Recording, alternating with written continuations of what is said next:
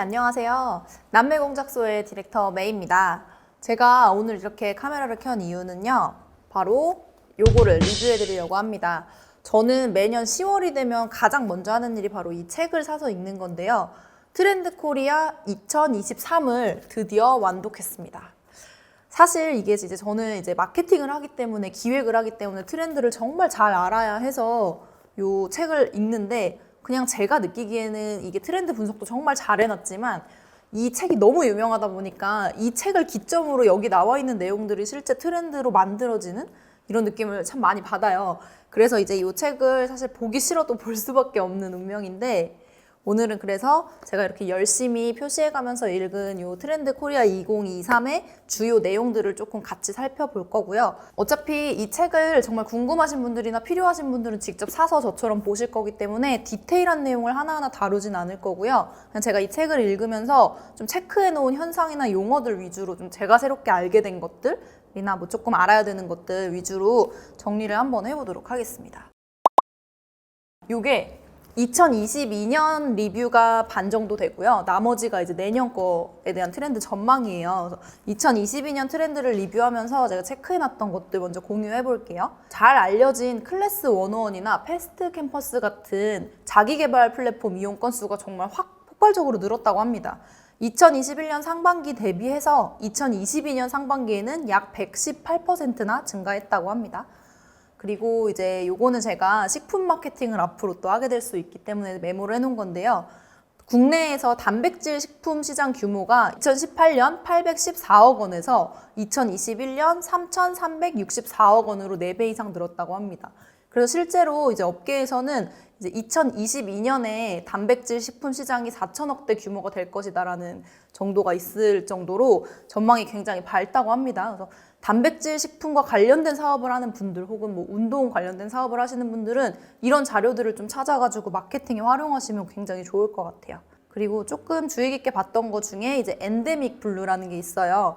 들어보신 분들도 있겠지만 재난 상황이 끝나고 오히려 좀 우울감이 더 증가하는 현상을 말한다고 합니다. 그래서 뭐 일상이 회복되면서 오히려 상대적인 박탈감이나 피로감이 더해지는 현상을 엔데믹 블루라고 한다고 합니다. 그리고 뭐 느끼셨는지 모르겠지만 사실 저는 굉장히 많이 느꼈는데, 농촌이나 시골 라이프, 뭐 농촌 체험 같은 SNS에서 그런 언급량이 되게 많이 늘었어요. 실제로도 그런 조사가 좀 있더라고요. 뭐 러스틱 라이프라는 단어로 설명이 되어 있는데, 날것의 자연과 시골 고유의 매력을 즐기면서 도시 생활의 여유와 편안함을 부여하는 시골향 라이프 스타일을 지칭한다라고 되어 있어요. 그러니까 뭐 결국은 도시와 시골 생활의 비중을 좀 나눠서 사는 그런 라이프 스타일을 말하는 것 같아요. 그리고 이제 좀 마케팅이랑 연결이 되는 부분인데, 소비자 경험이라는 게 있었어요. CX라고 해서 커스터머 익스피리언스를 말을 하는데요.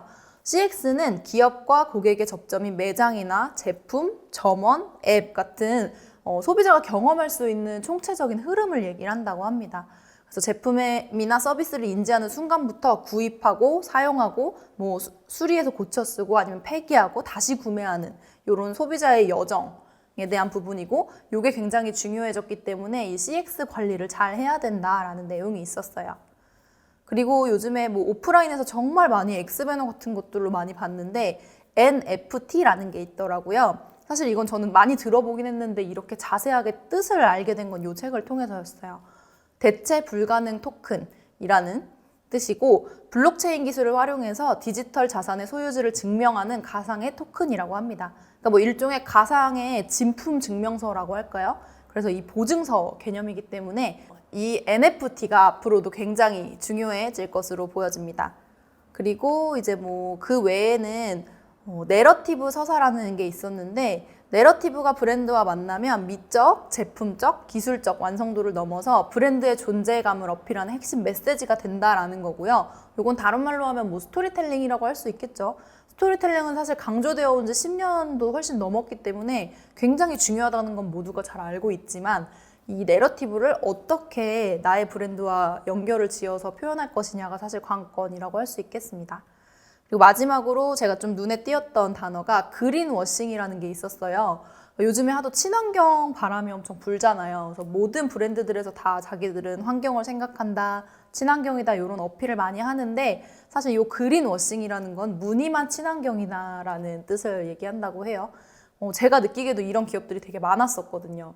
친환경이라고 하는데 제품이 배출할 땐 분리배출이 안 되고 뭐 이런 경우를 이제 그린워싱이라고 한다고 합니다. 이렇게 해서 2022년에 대한 리뷰를 조금 살펴봤고요. 2023년 트렌드 분석은 총 10개의 키워드로 한 개씩 말씀을 드릴게요.